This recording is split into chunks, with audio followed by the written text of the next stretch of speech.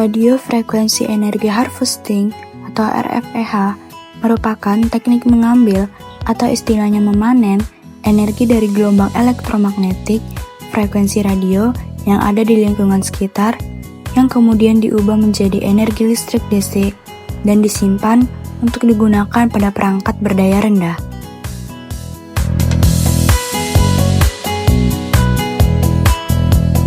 Ke bagian aplikasi berdaya rendah yang dimana seperti yang kita ketahui energi harvesting ini memiliki output yang relatif kecil yang dimana itu sama dengan berdaya rendah. Nah, berdaya rendah ini sendiri dapat kita manfaatkan untuk komponen-komponen elektronik seperti yang pertama itu ada sensor suhu dan kelembapan, ada sensor gerak juga atau sensor PIR, sensor pintu rumah atau jendela, dan ada RFID pasif. Tidak lupa juga ada controller low power yang digunakan untuk mode sleep ya. Nah, jenis-jenis sinyal itu yang pertama ada sinyal radio, lalu sinyal TV, sinyal Bluetooth, sinyal Wi-Fi, sinyal seluler, dan lain sebagainya. Pada studi kasus ini, sinyal Wi-Fi dipilih sebagai sumber energi harvesting. Sinyal Wi-Fi dipilih sebagai sumber energi harvesting karena merupakan sinyal RF yang paling mudah ditemui dalam kehidupan sehari-hari loh. Hampir setiap rumah, kampus, kantor, dan tempat umum memiliki router Wi-Fi yang aktif selama 24 jam, sehingga sinyal Wi-Fi tersedia secara terus-menerus. Selain itu, dibandingkan dengan sinyal RF lain seperti Bluetooth atau radio, daya pancar Wi-Fi relatif lebih besar, sehingga peluang untuk memperoleh energi listrik menjadi lebih baik. Pemanfaatan sinyal Wi-Fi juga sangat sesuai untuk aplikasi perangkat IoT dan alat elektronik berdaya rendah. Ini merupakan blok diagram sistem RF energi harvesting dari sinyal Wi-Fi. Yang pertama, Wi-Fi sinyal. Sinyal Wi-Fi merupakan gelombang elektromagnetik pada frekuensi 2,4 GHz yang membawa energi RF. Kemudian ada antena yang berfungsi untuk menangkap sinyal Wi-Fi dari udara dan mengubahnya menjadi sinyal listrik AC berfrekuensi tinggi.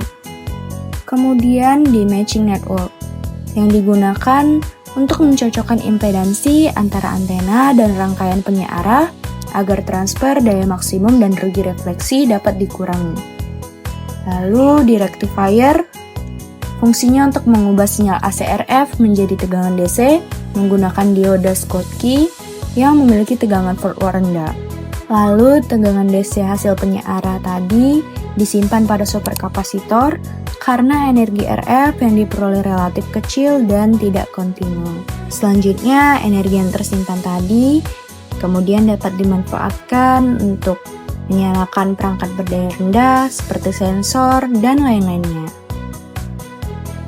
Blok diagram ini berfungsi untuk menunjukkan bagaimana alur konversi energi dari sinyal Wi-Fi hingga menyalakan energi listrik yang dapat dimanfaatkan.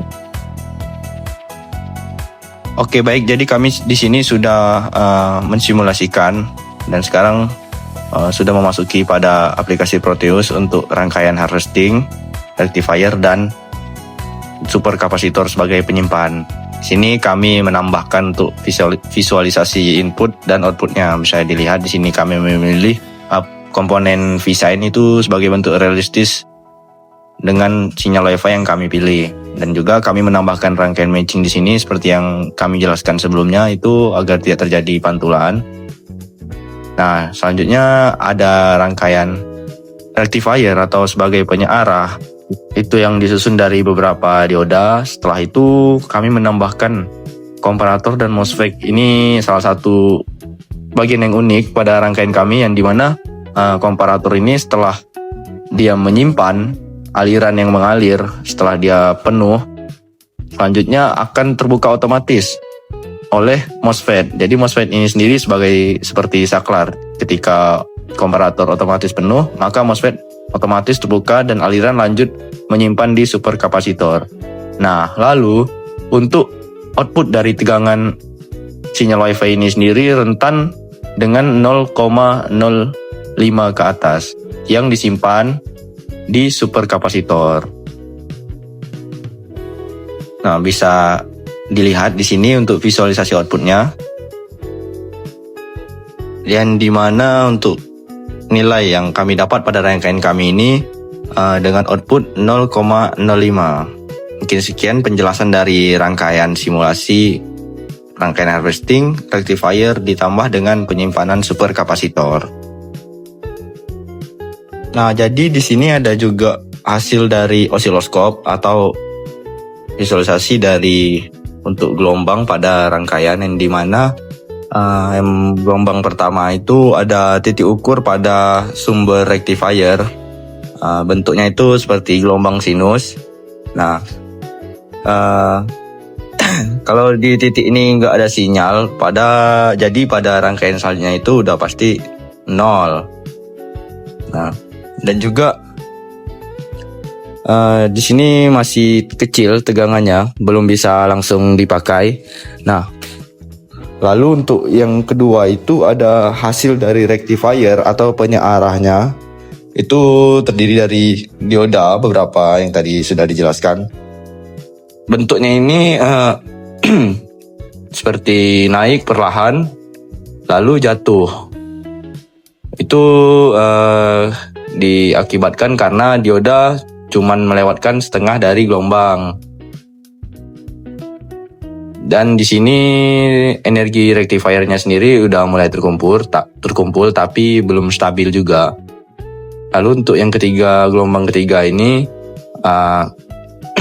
itu adalah tegangan dari penyearah setelah melewati MOSFET, output MOSFET atau output dari tegangan dioda Zener. Di sini masih belum cukup, tapi setelah energi cukup itu bisa disimpan, dan ketika energi belum cukup itu tidak bisa langsung dibuang ke beban atau ke kapasitor. Maka dari itu kami menambahkan MOSFET seperti yang sudah dijelaskan tadi. Nah, yang terakhir ini ada gelombang untuk superkapasitor atau penyimpanan. Nah, di sini untuk makna pentingnya sendiri terbukti bahwa rectifier itu dikontrol dengan komparator, energi benar-benar tersimpan di superkapasitor. Lalu untuk tegangannya sendiri ini bisa kita lihat itu 0,05 sampai rentan 0,07.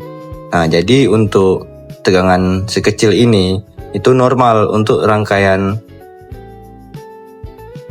rectifier energi harvesting yang kami pilih untuk sumbernya itu sebagai sinyal Wi-Fi.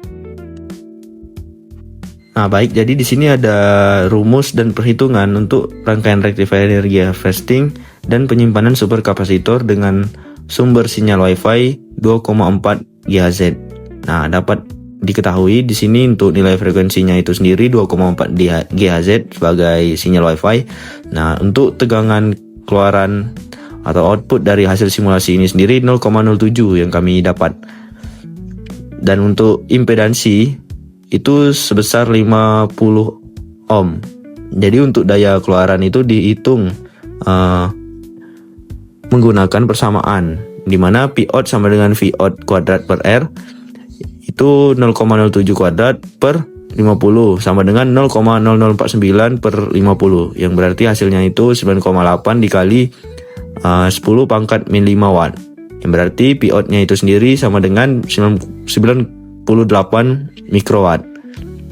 Lalu untuk konversi daya ke satuan dBm-nya itu 10 log atau P mikrowatt, yang berarti itu 98 mikrowatt sama dengan 0,098 mikrowatt.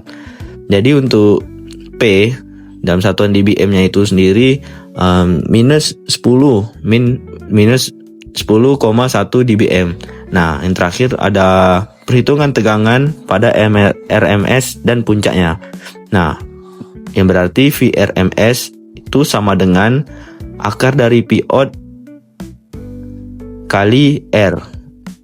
Nah, yang berarti itu akar 98 dikali dengan 10 min 5 dikali 50 yang berarti VRMS-nya itu adalah 0,07 volt. Hasil dari simulasi yang kami dapatkan pada rangkaian dengan rumus bisa tercukup bilang sama dengan perhitungannya. Nah, ada sedikit penjelasan dari hasil simulasi yang berarti ini menunjukkan tegangan keluaran sebesar 0,7 volt ini berdasarkan perhitungan dari keluaran sistem sebesar 98 mikrowatt. Nah, nilai ini itu menunjukkan bahwa energi Wi-Fi berhasil dikonversi menjadi listrik DC pada level milivolt dan mikrowatt. Nah, itu sesuai dengan karakteristik sistem RF energy harvesting dengan berdaya rendah atau tegangan kecil. Nah, sudah paham bukan? RFEH ini meskipun energi yang dihasilkannya relatif kecil dari lingkungan sekitar, namun dapat memberi peluang pengembangan sistem elektronik yang lebih mandiri, efisien, dan berkelanjutan, serta dapat menjadi salah satu pendukung bagi perkembangan perangkat IoT dan sistem elektronik di masa depan. Jaga lingkunganmu, kembangkan teknologimu, salam inovatif. Bye-bye, terima kasih sudah menonton.